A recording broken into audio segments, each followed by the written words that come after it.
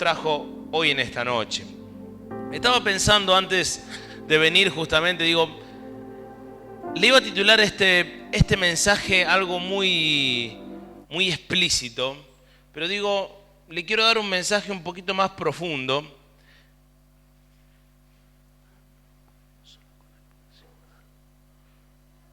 Y el mensaje tiene como título, solo con Él puedes lograrlo. ¿Escuchó bien?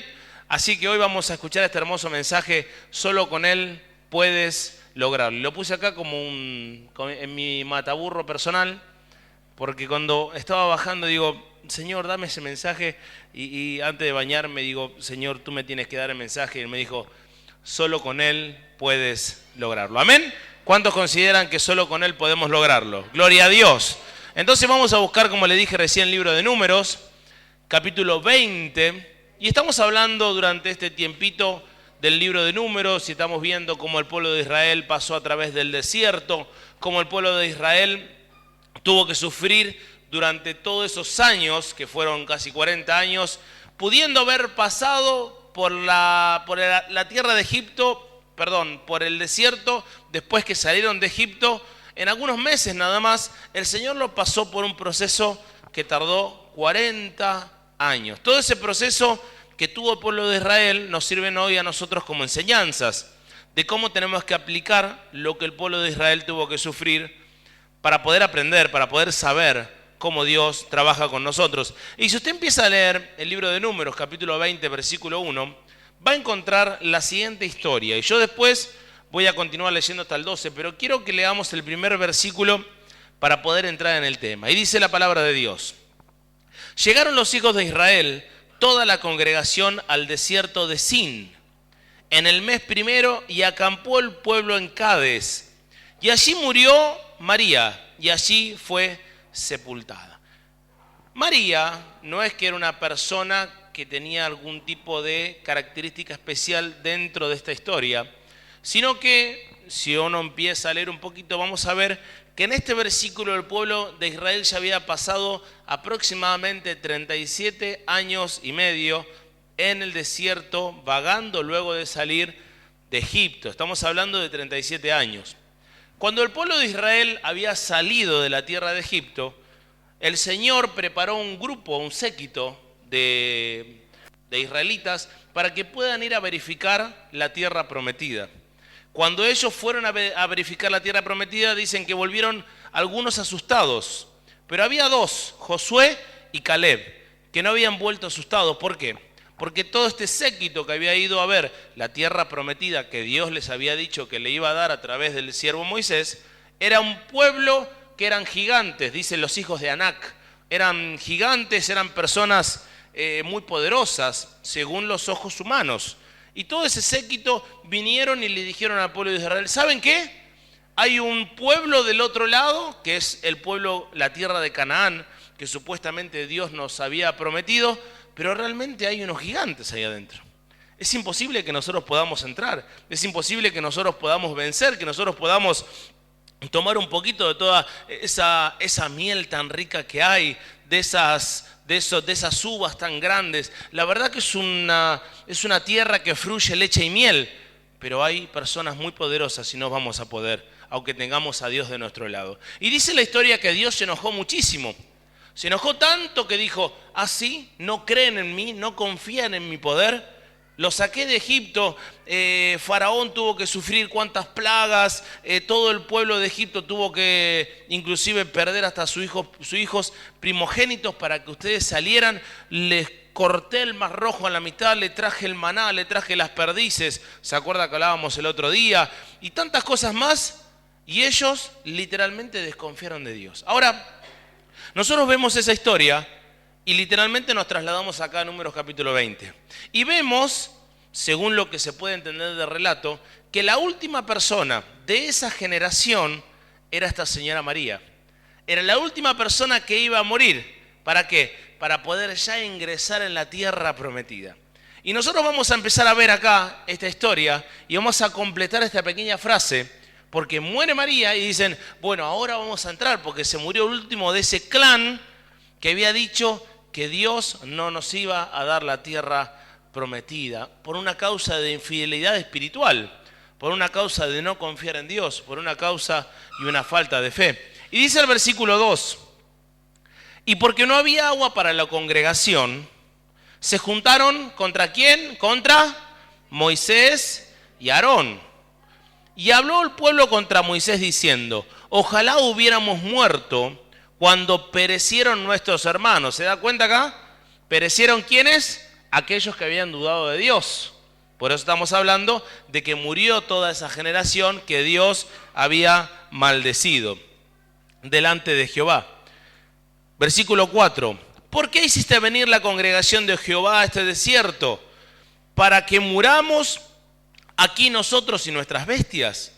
¿Y por qué nos has hecho subir de Egipto para traernos a este mal lugar? No es lugar de sementera, de higueras, de viñas, ni de granadas, ni aun de agua para beber. Y se fueron Moisés y Aarón delante de la congregación a la puerta del tabernáculo de reunión, y se postraron sobre sus rostros, y la gloria de Jehová apareció sobre ellos. Y habló Jehová diciendo a Moisés, toma la vara y reúne a la congregación, tú y Aarón tu hermano.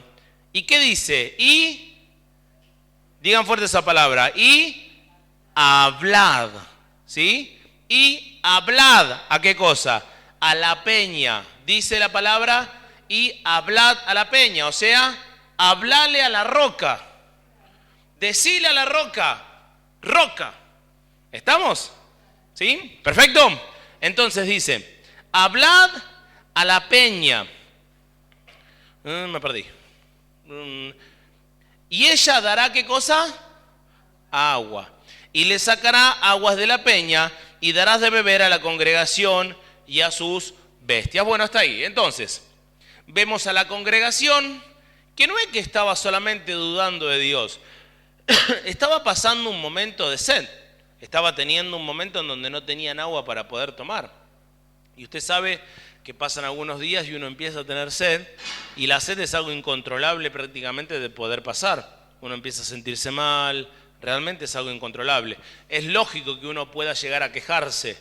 Cuando se quejaron contra Moisés, el Señor dijo, bueno, está bien, tienen sed, perfecto. Moisés y Aarón, vayan hasta la roca, háblenle a la roca que yo les voy a dar agua, quédense tranquilos. Y todo el pueblo quedó calmadito, quedó tranquilo. O sea, hasta ahí no había un problema.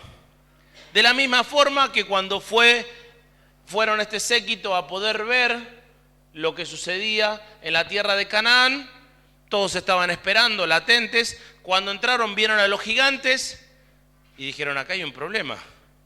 Pero ahí donde iba a haber la diferencia.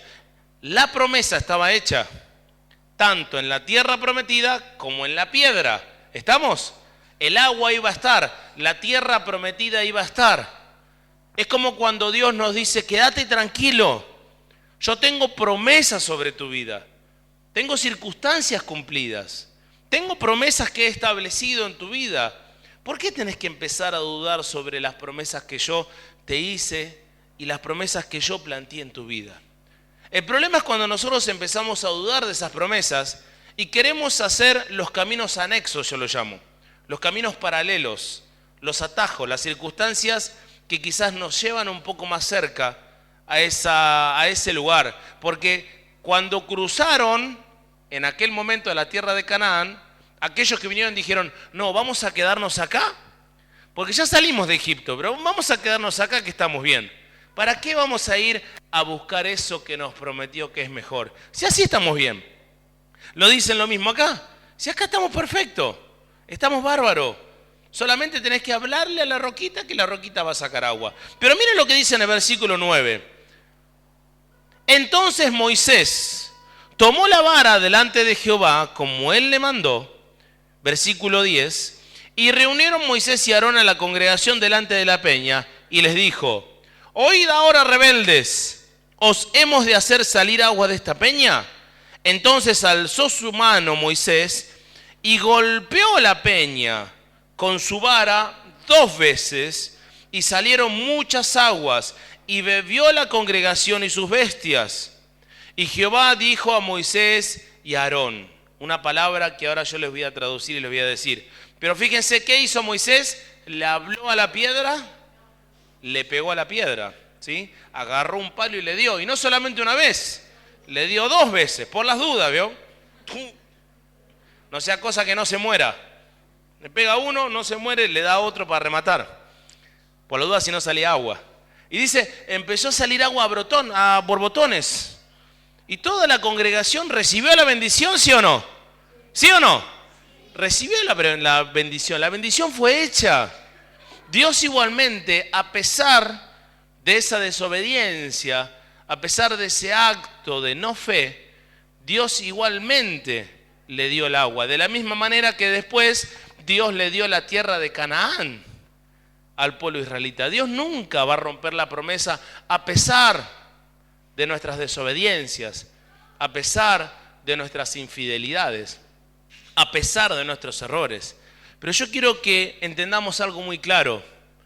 Dios no solamente nos va a dar, sino que también juntamente con ello va a haber una consecuencia. Y esa consecuencia es la que nosotros tenemos que enfrentar. Es una consecuencia vital que va a depender nuestra existencia, que va a depender lo que nosotros queremos hacer con nuestra vida. Porque miren lo que dice después el versículo. Dice, versículo 12, por cuanto no creísteis en mí, ¿escuchó bien? No creísteis en mí, para santificarme delante de los hijos de Israel. Por tanto, ¿qué dice? No meteréis esta congregación en la tierra que les he dado. Estas son las aguas de las rencillas. El Señor le dice, ¿así? ¿Por este motivo? Bueno, ahora, sacapum, se finí. ¿Por qué? Porque golpeaste la piedra. Golpeaste la piedra 2 veces. No le hablaste a la piedra. Yo les voy a dar la promesa. Pero la promesa va a ser dada, pero ustedes no van a poder degustar de la promesa real que yo les tengo preparada. Eso fue lo que vivió el pueblo de Israel. Eso fue lo que tuvo que experimentar el pueblo de Israel. Ahora, él no creyó en la promesa de Dios. ¿Por qué? Porque él fue a golpear la peña. Fueron esfuerzos humanos. No fue un esfuerzo de fe, no fue un acto de fe que simplemente le habló. Dios para nosotros quiere actos de fe. Dios busca nuestra fe en Él. Mire, nosotros muchas veces podemos tener tribulación, podemos tener angustia, podemos tener aflicción, podemos tener problemas de salud, podemos tener un montón de cosas. Pero cuando depositamos la confianza en Él, Él es fiel para cumplir todas las promesas. Mire, yo le pregunto ahora, bien sencillo, ¿usted está confiando realmente en Dios? ¿En todas las áreas de su vida? En todas las áreas de su vida, Dios es aquel que realmente le dice, haz esto y uno lo hace ciegamente. O uno empieza a depender de otros factores. Uno empieza a poder depender de sus esfuerzos personales, de sus pensamientos. Miren, Dios es capaz de sacar agua de la sequedad. Dios es capaz de realmente cumplir las promesas, como le dije recién, a pesar de las limitaciones de nuestra fe. Miren, hay un salmo que yo le quiero leer, Salmo 78, versículo 17. Ahí agarra la Biblia, justo en el medio van a aparecer el libro de los Salmos. Y este texto en el libro de los Salmos, Salmo 78, versículo 17, nos habla claramente de cuál es la consecuencia de la falta de fe. Miren, escúchenme bien y présteme atención. Hoy Dios le puede dar todo lo que usted quiera, o todo lo que usted necesite, mejor dicho. Dios le va a dar la prosperidad que necesita, Dios le va a dar la salida, el camino. ¿Por qué? Porque uno está dependiendo de Él. Pero cuando dudamos, escuche bien, ¿por qué digo que dependemos de Él? Porque usted está acá sentado. ¿Usted está acá sentado, sí o no? ¿O estoy hablando con otra congregación, acá adelante? Usted está acá sentado. ¿Por qué está acá sentado? Porque quiere depender de Dios, ¿sí o no? Usted quiere depender de Dios. Si no, no estaría acá, estaría mirando el partido, no sé, estaría comiendo un asado. Pero usted dice, no, yo quiero ir a la iglesia porque quiero escuchar de Dios, quiero aprender de Dios. No quiero mirar lo lindo que es el pastor, no, para nada. ¿O no? ¿Sí o no? Usted quiere ver lo lindo que es Dios. A través de la palabra, a través de la alabanza. Quiere escuchar lo que Él tiene para decirle. Usted confía en Dios, sí que confía en Dios. Pero el problema está específicamente, no solamente en la confianza, está en la dependencia. Porque una cosa es creer, esperar una palabra de Dios, otra cosa es la dependencia.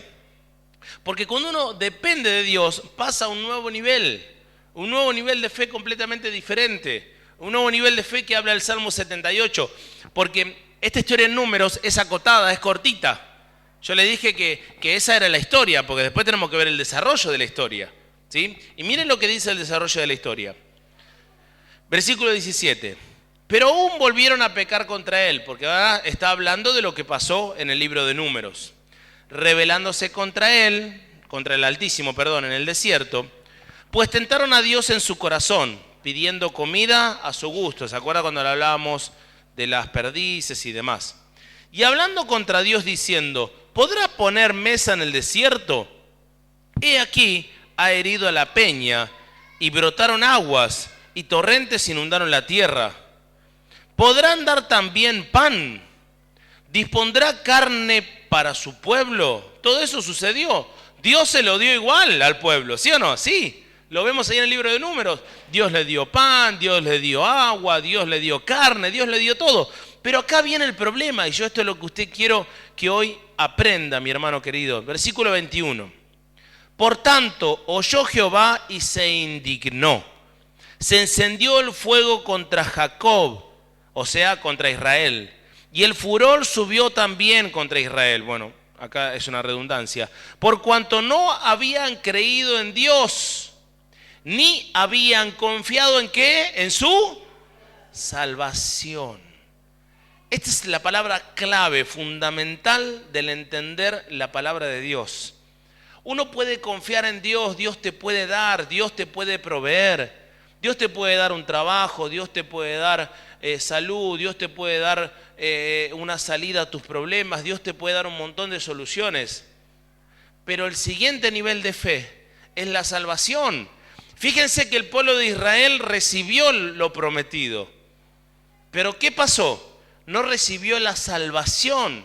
Canaán representa a lo que nosotros representa Cristo, ¿sí? El agua de la peña, hablándole por fe, es lo que representa a Cristo. Cristo es la peña de Oreb. Cristo es el agua de vida.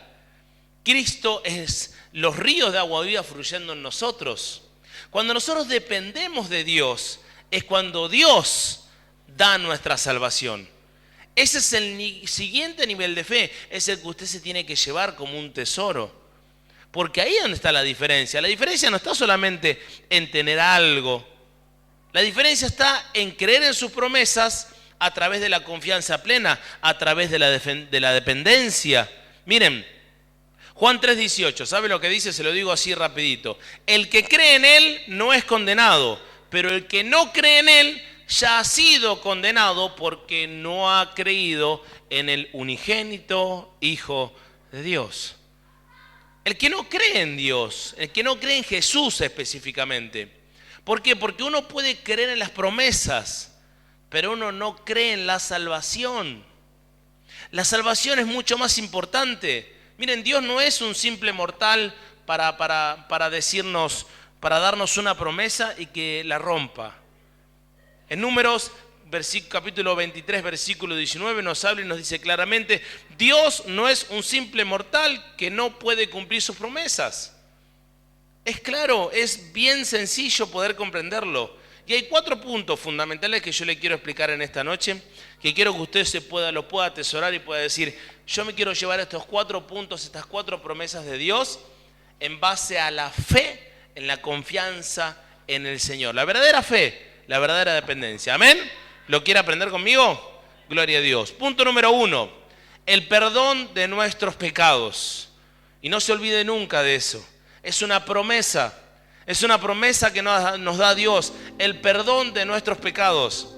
Él le perdona todos sus pecados, sea cual fuere la situación que usted está viviendo. Sea cual fuere la situación que usted está viviendo, Él lo perdona o la perdona. La palabra de Dios dice en 1 de Juan 1:9, si confesamos nuestros pecados, Él es fiel y justo para perdonarnos y limpiarnos de toda maldad. Y esa es la promesa que Dios te da hoy. Esa es la primera promesa que yo quiero que te lleves. Que no vayas como loco golpeando las piedras, diciendo voy a trabajar 25 horas al día, voy a matarme, voy a destruir todo lo que tengo porque necesito un futuro, No. Ahora voy a darle todo lo que tengo, no sé, a Cáritas, porque quiero que me perdone el Señor. Si usted lo siente, gloria a Dios. Pero eso no va a perdonar sus pecados. Sus pecados van a ser perdonados a través de que usted se arrepienta delante de Dios. Y dice la palabra que Dios lo perdona. Dios no es hombre para mentir. Dios lo perdona. Dios le da vida eterna si usted se arrepiente. Dios realmente le da providencia.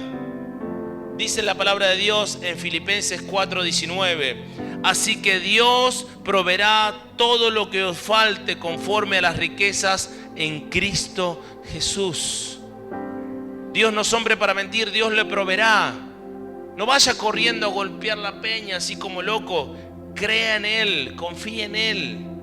Háblele al problema. El problema Dios no tiene que escuchar solamente su problema. El problema, como dicen muchos, tiene que escuchar qué grande Dios tiene usted. Porque es el Dios que tenemos, es el Dios que nos perdona de pecado, es el Dios que nos da su providencia, es el Dios que nos da su descanso. Punto número 3. Dios nos perdona de todos los pecados, nos da providencia, nos da su descanso. Vengan a mí todos los que están cargados y cansados, y yo os haré descansar, dice el Señor Jesús en el libro de Mateo capítulo 11 versículo 28. Porque ese es el Señor que usted tiene.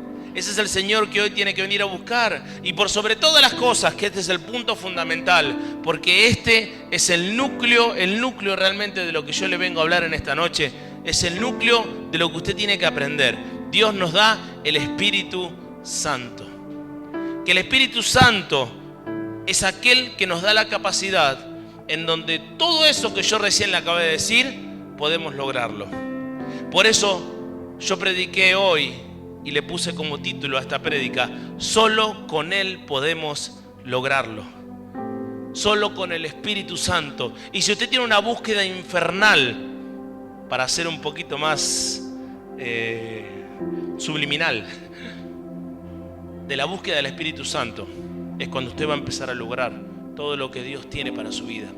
Pero es la búsqueda del Espíritu Santo. Dios dice en Hechos capítulo 1 versículo 4 que el Espíritu Santo los bautizará. El Espíritu Santo vendrá. Miren, busque el libro de Hechos. Este texto se lo tengo que leer ahí en el Nuevo Testamento. El libro de Hechos capítulo 1 versículo 4 dice así. El que lo encuentra dígame amén. Gloria a Dios. Dice la palabra de Dios: y estando juntos le mandó que no se fueran de Jerusalén, sino que esperasen la promesa del Padre, la cual les dijo: oísteis de mí, porque Juan ciertamente bautizó con agua, mas vosotros seréis bautizados con el Espíritu Santo de Dios. Porque Dios colocó esa promesa. Mire, usted tiene que buscar el Espíritu Santo. El Espíritu Santo le va a dar la capacidad de poder tener esperanza. El Espíritu Santo le va a dar la capacidad de poder tener un cambio, de poder ser transformado. Esa fuerza que usted necesita, el Espíritu Santo se la va a dar. Esa capacidad. Dios le va a dar la capacidad de tener salvación. ¿Vieron recién cuando acabamos de leer el primer concepto de fe, que era recibir la promesa de Dios? ¿Amén? ¿Cuál era el segundo concepto de fe? ¿Recibir qué cosa? La salvación. Cuando uno recibe la salvación, es cuando el Espíritu Santo gobierna nuestra vida y el Espíritu Santo nos lleva a los pies de Cristo. Ahí es donde nos convence de justicia, de pecado y de juicio. ¿Y saben dónde lo dice? Juan capítulo 16, versículo 7. Juan capítulo 16, versículo 7. Lo que están anotando es un texto maravilloso.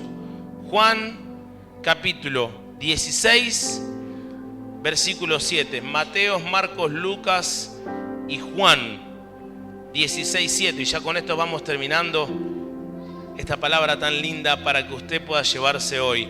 Juan 16:7 dice así: pero yo os digo, escuche bien, os conviene que yo me vaya, porque si no me fuere, el Consolador, o sea el Espíritu Santo, no vendría a vosotros, mas si me fuere, os lo enviaré. Y cuando Él venga, convencerá al mundo ¿de qué? De pecado, de justicia y de juicio. Y dice 3 puntos fundamentales: de pecado, por cuanto no creísteis en mí; de justicia, porque voy al Padre y no me veréis más; y de juicio, por cuanto el príncipe de este mundo ya ha sido juzgado. ¿Sabe lo que quiere decir? Punto número 1. El pecado, escuche bien, consiste en que el mundo se niega a creer en Cristo. El pecado consiste en que el mundo se niega a creer en Cristo. Cuando usted cree en Cristo, cuando creemos en Jesús, el pecado se va, porque hay un arrepentimiento genuino. ¿Saben por qué dice también de justicia? Porque Él trajo el juicio sobre Él mismo para justificarlo a usted y para que usted sea perdonado. Por eso usted es perdonado de pecados, porque Él vino por la justicia. A través de Él se hizo justicia. ¿Y saben por qué? También dice, por el juicio, porque el príncipe de este mundo ha sido vencido. ¿Y sabe lo que quiere decir, iglesia? Y esto es lo que yo quiero que hoy se lleve. Lo que quiere decir es que Satanás, al ser vencido, usted puede ser vencedor junto con Cristo. Usted puede ser vencedor junto con Cristo. Usted puede ser vencedor porque el diablo ha sido vencido.